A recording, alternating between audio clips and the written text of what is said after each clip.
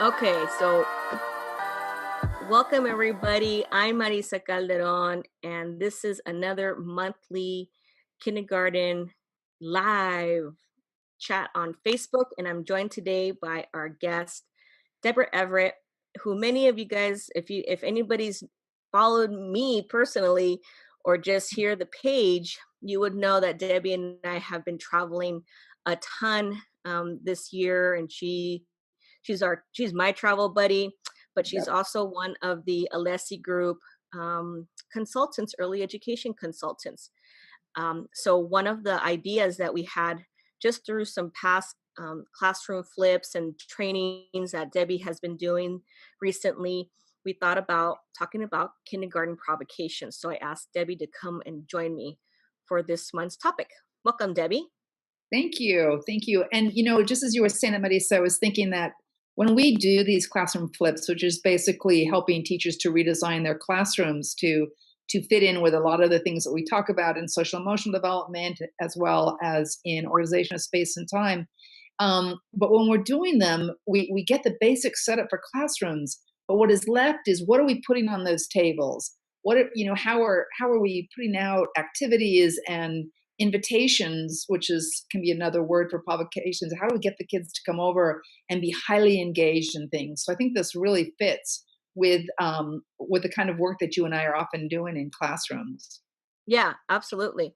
So what I did, and Debbie and I kind of put this together. We're going to look over some images and just have a conversation about the intention behind the setup.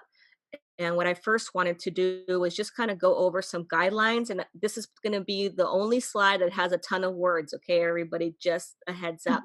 But I Yeah. feel the need to put this as a disclosure, a guide, because oftentimes when we have these conversations, teachers will come back and message me about the guidelines, or that we referenced, or what are those 21st century skills that we were talking about. So this one, you can just do a screenshot of this if you're watching, and we can kind of talk about these questions. But this is really this has been really my guide this past year or so.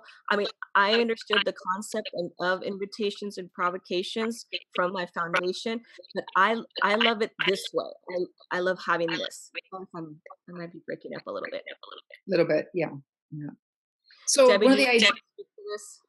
yes. So look at these guidelines. First, though, starting with this, the idea is putting something out for the children to be engaged with, and making sure that it is a provocation. And sometimes the word provoke sort of has these negative connotations.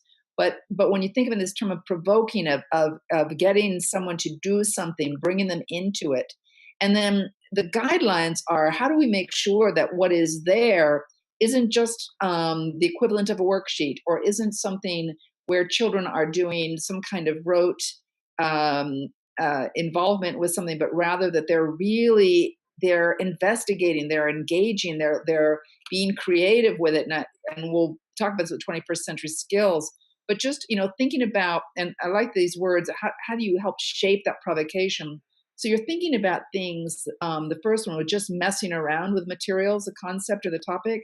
So I think the bottom line is that they're open ended. There is not just one way. You don't go in, complete it, and then walk away because you've finished it. That you really get to do some uh, putting your own ideas into it and using it in a way that makes sense to you, or is different than someone else might do it, by how you interpret um, the meaning of those materials. I think it'll be interesting to see that with some of the pictures when we do that, to keep this idea of messing around, which means that they're learning about the materials, or it might be a concept or a certain topic, but it's taking them deeper by playing around with it. Yes. Yes. Also, and then in what ways will children be able to investigate? Oh, so here's a great idea, or a great example of this. Do you want to explain what this is, Marisa? I'm hoping that I'm not too echoey here. Okay, so Sounding okay. the greeting card provocation, I want to make sure. Oh, you might go ahead and explain it, Debbie. I'm breaking up on Okay, a little bit, yes. So these are warming trays. These are not hot plates. These are warming trays. They get warm, but not as hot as is going to seriously burn somebody. We find these in thrift shops, and they are just covered with some tin foil, and then paper is put down on it. When children draw on it with crayon, and so our children usually have lots of experience with drawing with crayon, it's a very different sensation, because the crayon is melting as it slowly moves across it. And so it just gives a very different feel, and the result, the way it looks, is quite different as well. So here's an example. Maris, if you still go on back to that, and then I'll go to this part. But this is an example where there's very specific materials put out there. There is a specific idea of what to do with it, but every child's going to do something different. You'll also notice one of the things that's been thought about there on the picture on the right, there's that board there, so that if children want to hold down the paper, they can use that. Another idea is to use like hot pads and things like that. So there's a lot of ways to make it very usable. Simple materials being used in a unique, different sort of way, and again, in a really open-ended way. This particular one is a two-part provocation.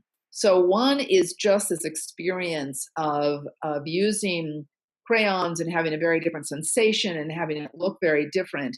But then if you'll go to the second one, Marissa, it's also that children can use it in a really practical way. Marissa, do you want to forward to the next slide? Yes, it's coming. Ah, there we go. So right next, and you can't tell by this photo, but right next to where those warming trays were, there was this table where there are things where the children can now use their artwork that they have made and make it into a greeting card. If you've been to our social emotional development, or if you've been to Organization Space of Time, you know that we talk about having children, wishing children well who are not there, and also it could be something that children do is make cards for the children if not there. But there's lots of reasons to make cards. So this is trying to really include some ELA in there as well. There are, in the back part of the picture, you can see there's envelopes. There's paper that's just folded in half, and there are some glue sticks there, so children can take the artwork that they've done, glue it onto the front of the card, and then on the inside, there's all kinds of options for what they might want to write, depending on what the occasion is or what the children are thinking from. So, I mean, children could be saying, I miss you, happy birthday, I love you. You'll see words there like from, dad, nana, like, all kinds of things that might be said. We have the we wish you well. This is a phrase that we use a lot. Children might want to write that in the card, but it gives a chance for them to, it's not, we don't say, here, write these exact words in this situation. The children are using that and having to use what they know in order to decide which words to use. Debbie, can you speak to the types of greeting cards that I had previously mentioned to you? Remember? I'm not sure that I do remember, but you mean the different reasons we might be making Yes, cards? yes, yes. Yeah. So one of the things that we were thinking of is, when are greeting cards used? And this is something that in the real world, people send greeting cards. And so talking to children, have our children even received cards? Do they even know what that's about? So we want to give experiences. In fact, in one classroom, we were saying to the teacher that before setting up this provocation, that she might actually send a card to her students, so they would have had the experience of getting a card in the mail that said something like, I miss you. Maybe it was over the winter break or something like that. Or a we wish you well card if they're at one time. But so that they understand this. But there's lots of reasons that people get cards. They might get it for a birthday. They might get it for a holiday. It might be a thank you card. There's so many different reasons that this is being done. And of course, it has a really strong social emotional component to it of, we're thinking of the person, we're wanting to give them a warm message, and giving children the language that goes with that. So probably near here, there would either be an anchor chart that has some of the different phrases that are used, that are typically used when we extend these kinds of thoughts to other people. Like Um, the sentence starters we were saying too. yeah. And helping them know that language that goes with it. And your students, so it would depend. If it's a English language learning classroom, you would say, well, what is their experience, and do they maybe know about greeting cards but in different languages? So you're providing what that sounds like in English, or is that is your class trying to figure out which of these words on the card says what they want it to? And then they're using some of their sight sound correspondence. There's so much that can be taking place here. And so children, one of the guidelines was there room for differentiation?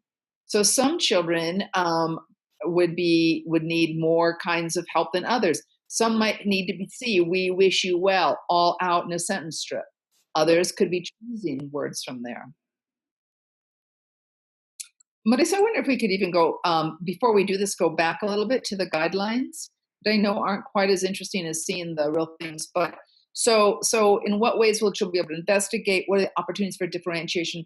How will the children demonstrate their learning? So again, Yeah. the children have to be doing something there. So that's a great one. And then I love this last one. What kind of collaboration might happen here?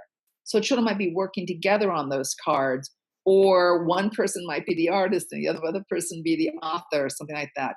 And all of that, I think, fits in really well with those 21st century skills. So now we can go back. Okay.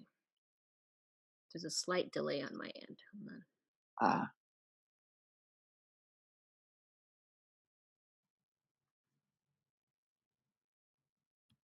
So that was the greeting card provocation.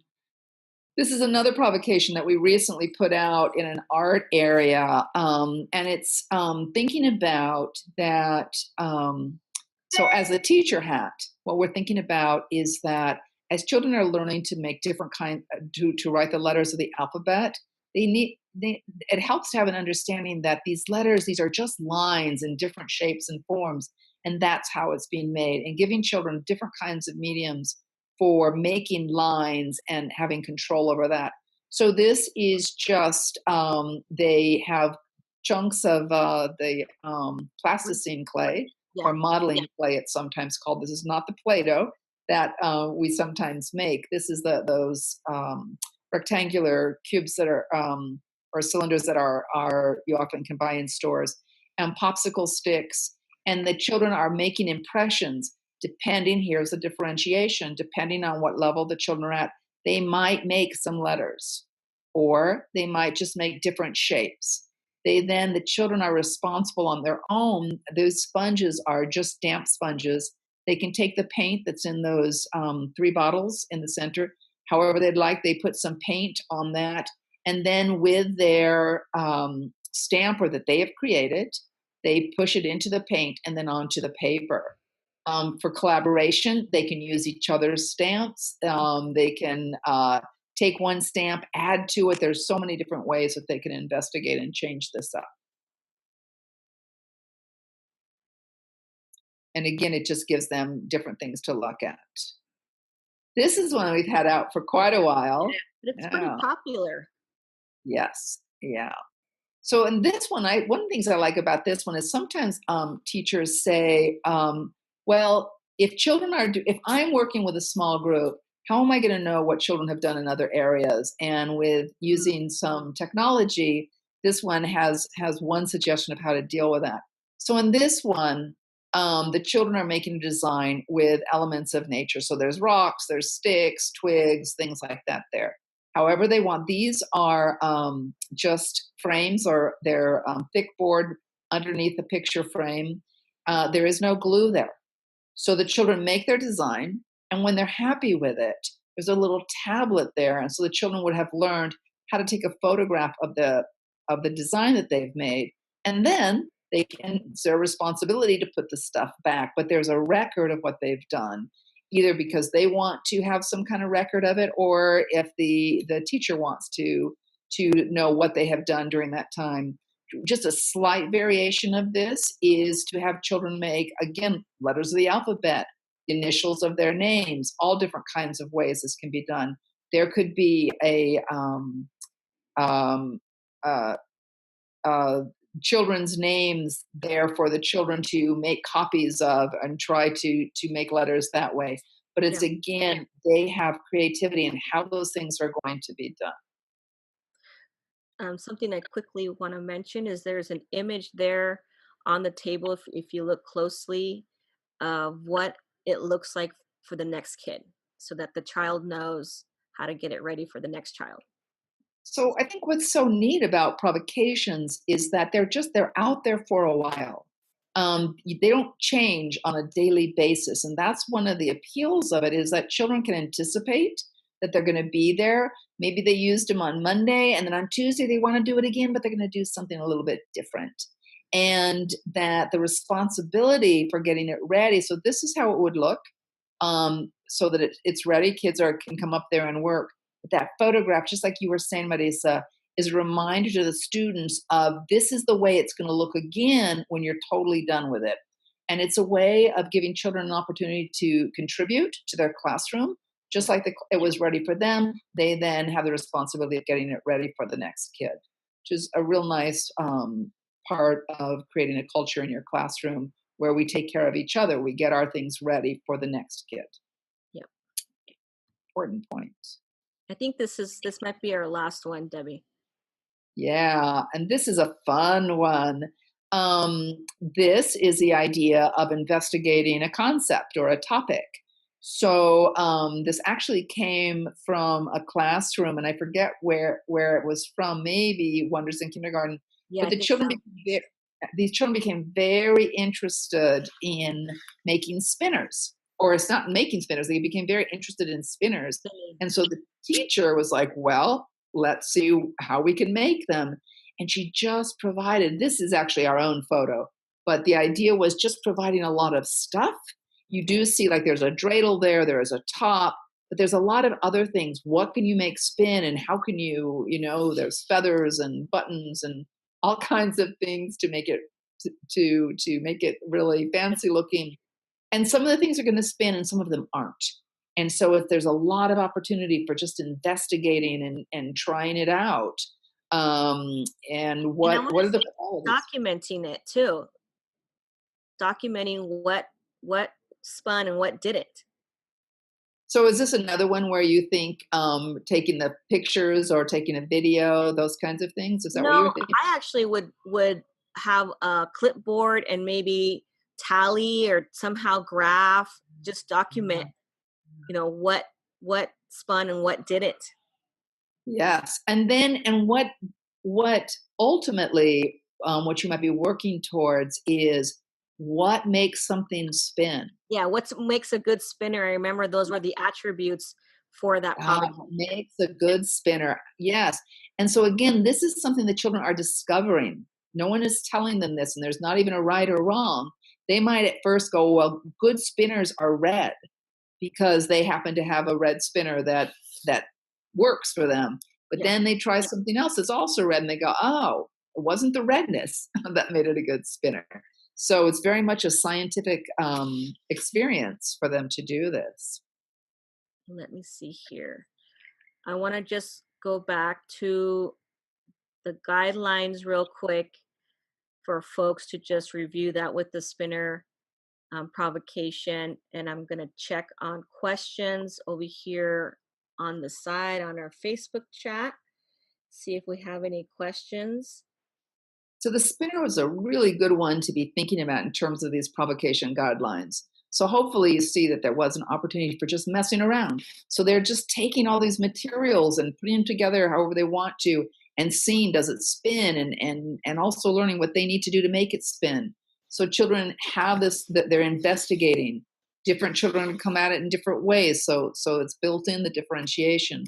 How will they demonstrate their learning? So Marissa was talking about them even having a clipboard. They might have a museum where the good spinners get put. They might have a way of counting or timing how long things spin. These are things that are going to come out naturally from the children's interest and may go a direction that you don't expect. Yeah.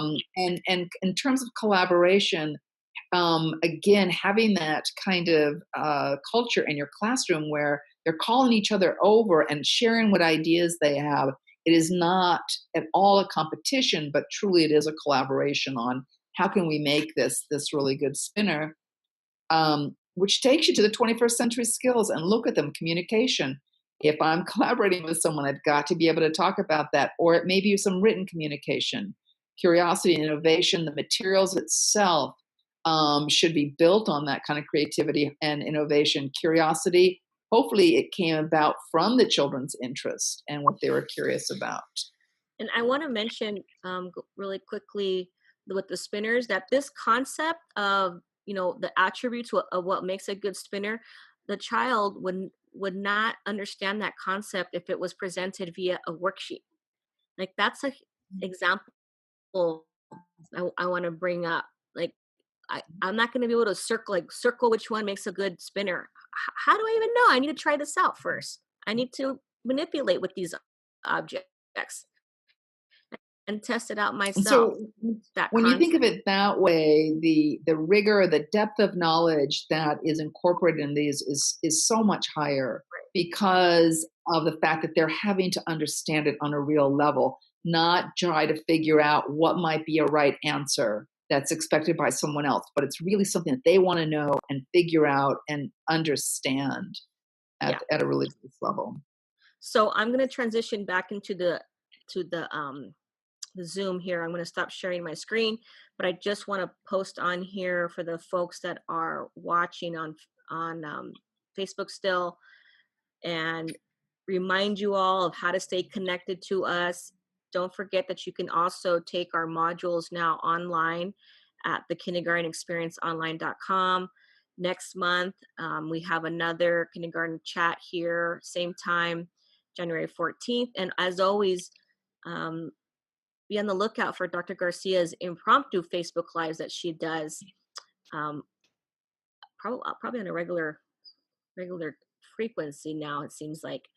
I think we just had one recently about children having assigned seating. Mm-hmm. Yes, the assigned seating piece. So again, if you have any questions, there is the Gmail, the kindergartenexperience@gmail.com, and our website, just so that we have this on video for the review. And here we go. Okay, we're back onto my regular screen. And I'm just checking to see if we have any questions from our Zoom chat board, and I don't see any. So this